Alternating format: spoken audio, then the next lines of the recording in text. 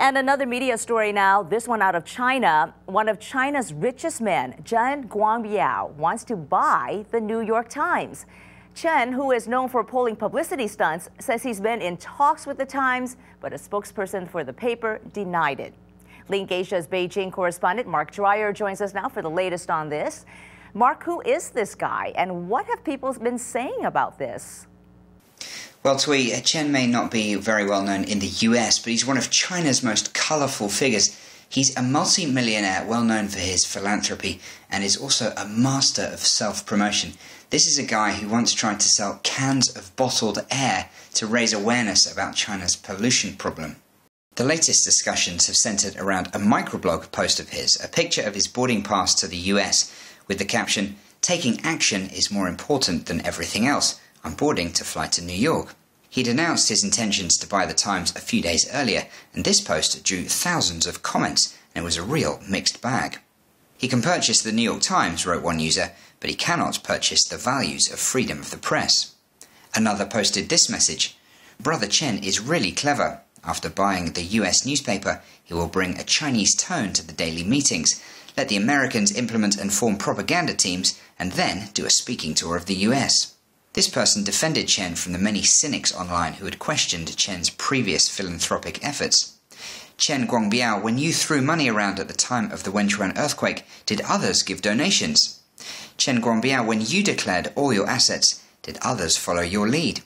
These actions always seemed hollow. Brother Chen was so obviously engaging in performance art. Everyone thought he was a joke, but in fact, he's very misunderstood." But this person was less charitable. Under the guise of completing this purchase, the real purpose is the transfer of property to the United States. Transferring assets in the name of patriotism. Brother Chen's trick is really clever. There's no way he will buy the New York Times. Chen Guangbiao is not mad, it's you guys laughing at him who are the suckers. Chen might have expected this. An editorial in the preceding days had called Chen's bid for the paper naive and immature, prompting a response from Chen, who claimed Chinese people were too conservative.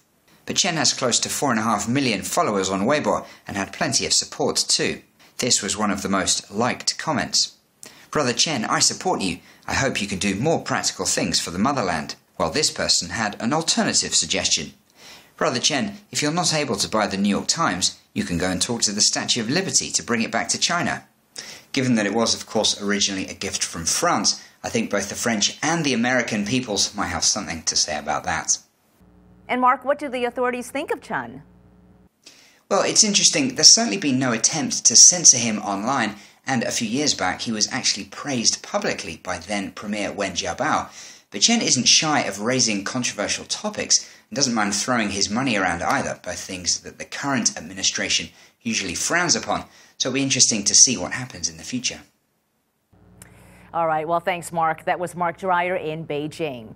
Chen may not be able to buy America's most famous newspaper, so now he wants to buy one of America's most famous bridges, the old span of the San Francisco Bay Bridge that was recently replaced. Chen wants to cash in on recycling the steel.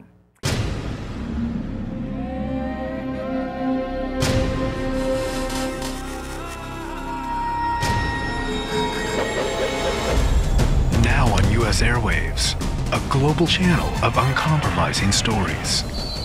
World news, documentaries, entertainment, and culture.